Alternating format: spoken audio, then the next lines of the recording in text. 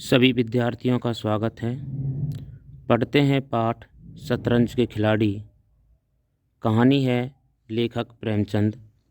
सारांश।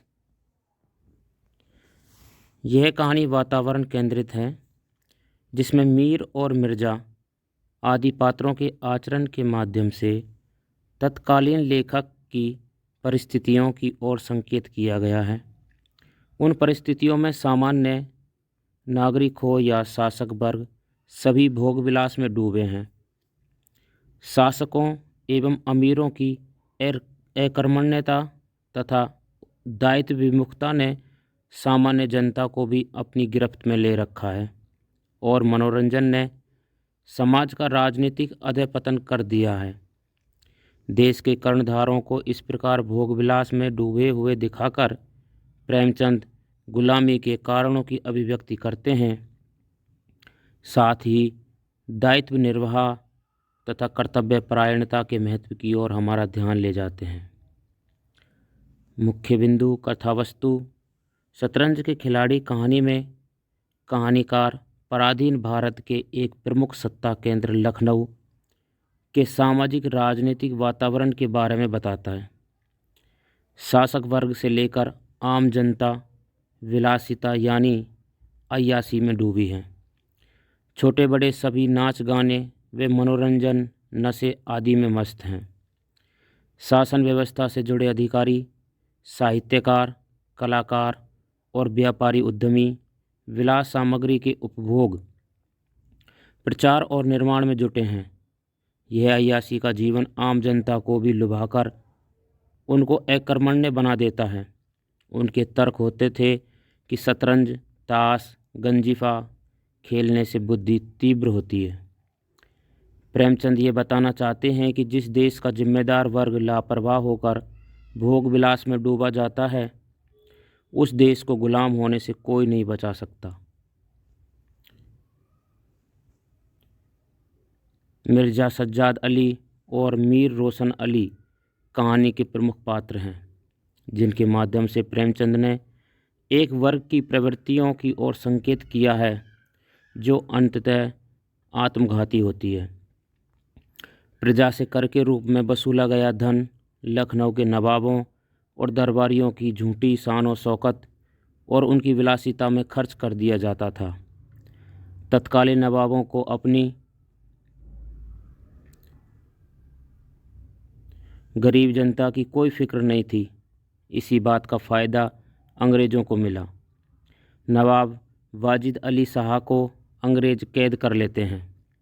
उनके रहमो करम पर पलने वाले मीर और मिर्ज़ा उनके शौक़ में डूबने की बजाय उनका उपहास उड़ाते हैं।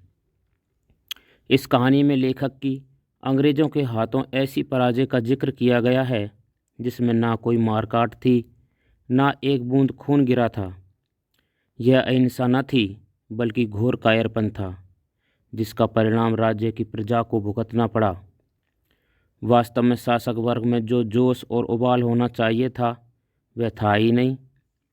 प्रेमचंद ने कहानी के माध्यम से हमारे देश के गुलाम होने की प्रक्रिया और उसके कारणों की ओर संकेत किया है।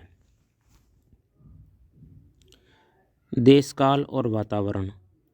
इस कहानी में 1857 के आसपास के समय का वर्णन है। शतरंज के खिलाड़ी एक वातावरण प्रधान कहानी है। इस कहानी में जितनी भी घटनाएं हैं वे अवध राज्य की हैं। यह आंदोलन सफल ना हो पाया और भारत अंग्रेज़ों का पूरी तरह से गुलाम हो गया। इस कहानी में भारत के राज्यों में से एक अवध के पतन की प्रक्रिया का चित्रण है। हमारे देश में जैसे जैसे अंग्रेज़ों का प्रभाव बढ़ता जा रहा था, वैसे वैसे यहाँ के शासक संघर्ष का रास्ता छोड़कर समर्पण का रास्ता अपनाकर व्यक्तिगत राग रंग में डूब रहे थे। शतरंज के खिलाड़ी में एक स्थान पर लखनऊ में बड़ी आती गोरों की फौज का वर्णन है। फौज का कहीं कोई विरोध नहीं होता। यह ऐसा वातावरण है जिसमें ना नवाबों को जनता की चिंता है, ना पराजय की, ना जनता को किसी की चिंता है। सब एक दूसरे से अलग टूटे हैं। संघर्ष के लिए, गुलामी से बचने के लिए सामूहिक एकता की ज़रूरत होती है। जो उस समय के वातावरण में नहीं थी, जिस समय के वातावरण पर यह कहानी लिखी गई है। स्वाधीनता को बचाने के लिए सामूहिकता, संघर्ष और एकता आवश्यक है। मिर्जा और मीर मौत के डर के कारण संघर्ष से बच रहे थे। क्या वे बच पाए? नहीं। व्यक्तिगत स्वार्थ का रास्ता मौत से बचा नहीं सकता। इससे अच्छा तो तब होता जब उनके जैसे लोग एकजुट होकर अंग्रेज़ों की फ़ौज का सामना करते। तब यदि देश गुलाम भी हो जाता और वे मारे भी जाते तो उनकी मौत पर जनता रोती, शतरंज के मोहरे नहीं। इसके जिम्मेदार मीर और मिर्ज़ा जैसे लोग हैं, जिनकी बुरी आदतों के कारण ऐसी स्थिति आई।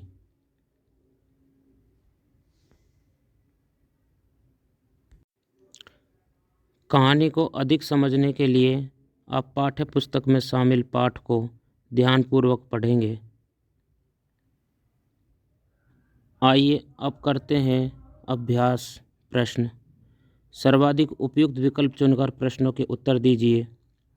शतरंज के खिलाड़ी के माध्यम से दिखाया गया है भारतीय शासकों का पतन। वाजिद अली शाह के बंदी बनाए जाने का मिर्ज़ा और मीर को कोई मलाल नहीं था, क्योंकि उत्तर है शतरंज का बादशाह अधिक महत्वपूर्ण था। प्रश्न नंबर 3, मगर आपने उन्हें सिर चढ़ा रखा है, यह मुनासिब नहीं है। इस वाक्य में प्रयुक्त मुहावरे का अर्थ है। उत्तर होगा बहुत लाड प्यार से बिगाड़ देना। चौथा प्रश्न, शतरंज के खिलाड़ी का उद्देश्य है।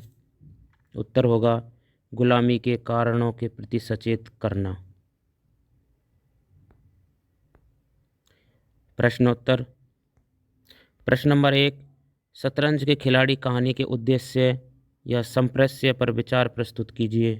उत्तर है प्रेमचंद इस कहानी के माध्यम से यह कहना चाहते हैं कि मिर्ज़ा और मीर जैसे जिम्मेदार लोग व्यक्तिगत भोग विलास व शतरंज आदि की बुरी लत छोड़कर यदि अपना दिमाग देश के बचाव में लगाते तो गुलामी से बचा जा सकता था। कहानीकार ये बताना चाहते हैं कि जिस देश का जिम्मेदार वर्ग लापरवाह होकर भोग विलास में डूब जाता है, उस देश को गुलाम होने से कोई नहीं बचा सकता। प्रेमचंद ने इस कहानी द्वारा यह संदेश दिया है कि सुख सुविधाओं में डूबे, संघर्ष से बचते रहने वाले, परस्पर भिन्न बने रहने वाले, व्यक्तिगत राग के शिकार लोग ही व्यक्तिगत और देश दोनों को डुबो देते हैं। प्रेमचंद ने यह कहानी लिखकर अपने समय की जनता और नेतृत्वशील वर्ग को आलस्य तथा विलास त्यागने तथा एकजुट होकर संघर्ष करने का संदेश दिया है। प्रश्न नंबर 2, शतरंज के खिलाड़ी कहानी के आधार पर बताइए कि मोहल्ले वाले, घर के नौकर चाकर तक शतरंज के खेल को मनहूस क्यों कहते थे। उत्तर, घर वालों, मोहल्ले वाले, घर के नौकर चाकर सभी नित्य ये कहा करते थे कि यह बड़ा मनहूस खेल है, क्योंकि यह खेल घर को तबाह कर देता है। खुदा ना करे किसी को इसकी आदत पड़े, क्योंकि इसकी आदत से आदमी किसी काम का नहीं रहता। वह ना घर का रहता है ना घाट का। यह एक बुरा रोग है। यहाँ तक कि मिर्ज़ा की बेगम को इससे इतना द्वेष था कि वह अवसर खोज खोज कर पति को लताड़ती थी। प्रश्न नंबर 3, शतरंज के खिलाड़ी कहानी के आधार पर बताइए कि किस कारण लखनऊ अंग्रेज़ों के कब्जे में चला गया।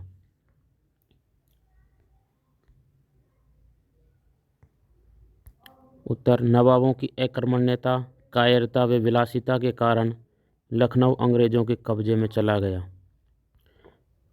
लखनऊ में जैसे जैसे अंग्रेज़ों का प्रभाव बढ़ता जा रहा था, वैसे वैसे वहाँ के शासक संघर्ष का रास्ता छोड़कर समर्पण का रास्ता अपनाकर व्यक्तिगत राग रंग में डूबे रहते थे। स्वाधीनता को बचाने के लिए सामूहिकता, संघर्ष और एकता की ज़रूरत होती है, जो उस समय के वातावरण में कहीं दिखलाई नहीं पड़ती। मिर्ज़ा और मीर जैसे लोगों के व्यक्तिगत स्वार्थ, मौत के डर से संघर्ष से बचना व उनकी बुरी आदतों के कारण लखनऊ अंग्रेज़ों के कब्जे में चला गया।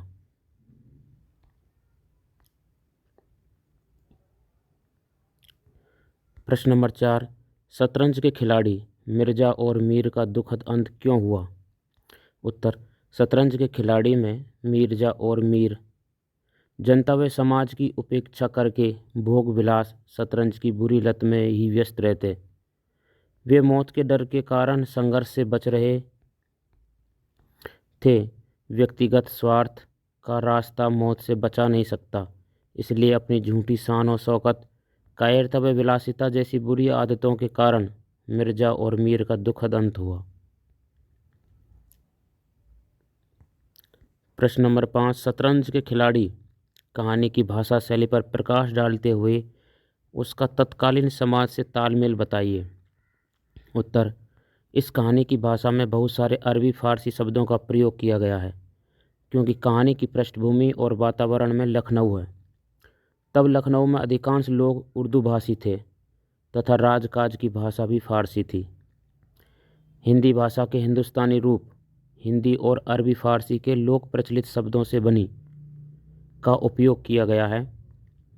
इनकी भाषा शैली से कहानी में सजीवता एवं रोचकता का समावेश है तथा कहीं से बनावटीपन या कृत्रिमता नहीं झलकती है। कहानी की भाषा पात्रानुकूल और भावानुकूल है। कई स्थानों पर व्यंग्यात्मक भाषा का भी इस्तेमाल किया गया है। बोलचाल की भाषा में तत्सम, तद्भव, क्षेत्रीय और अनेक भाषाओं के शब्द हैं। उनमें मुहावरों, लोकोक्तियों और दो वस्तुओं की समानता बताने के लिए विभिन्न उपमाओं का भी प्रयोग है। प्रश्न नंबर 7, मिर्ज़ा साहब और मीर के चरित्र की विशेषताओं का विश्लेषण कीजिए। उत्तर, कहानी के मुख्य पात्र हैं मिर्ज़ा साहब और मीर साहब। इन दोनों के व्यक्तित्व में अनेक समानताएं हैं, क्योंकि ये एक ही वर्ग के हैं। प्रेमचंद ने इन दोनों की समान प्रवृत्तियों के आधार पर तत्कालीन वातावरण को चित्रित करने का प्रयास किया है। मिर्ज़ा के व्यक्तित्व की विशेषताएं। मिर्ज़ा साहब का पूरा नाम मिर्ज़ा सज्जाद अली था। वे लखनऊ के नवाब वाजिद अली शाह के एक जागीरदार थे। उन्हें शतरंज खेलने की बुरी लत थी। वे बेहद आलसी और कामचोर इंसान थे। उनके आसपास के लोग नौकर चाकर उनकी बुराई करते रहते थे।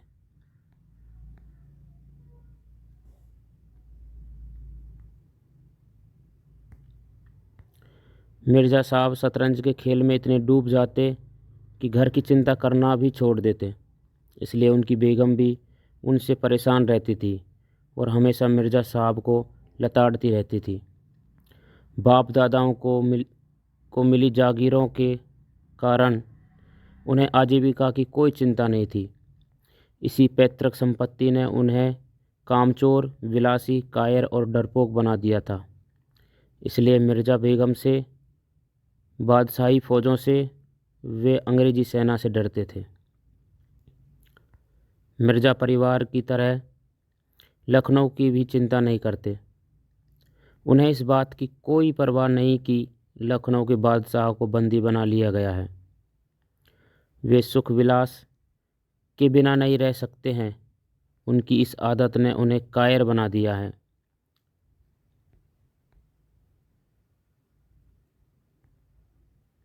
मिर्ज़ा देश की हार देख सकते हैं, शतरंज की हार नहीं। उन्हें देश के गुलाम होने पर भी क्रोध नहीं आता। उनका विलासी जीवन झूठी शान शौकत के बल पर चलता है, जिसके मूल में उनकी कायरता है। अब पढ़ते हैं मीर के व्यक्तित्व की विशेषताएं।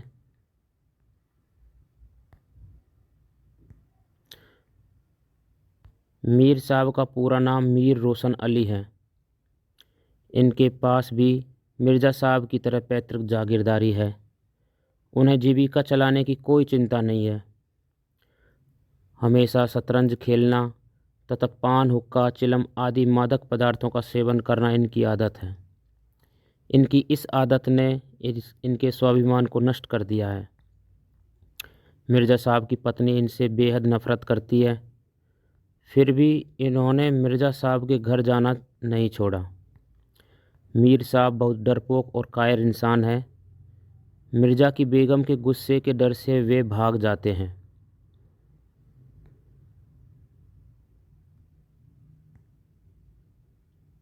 बादशाही फ़ौज के अफसर द्वारा इनका नाम पूछने से इनके होश उड़ जाते हैं।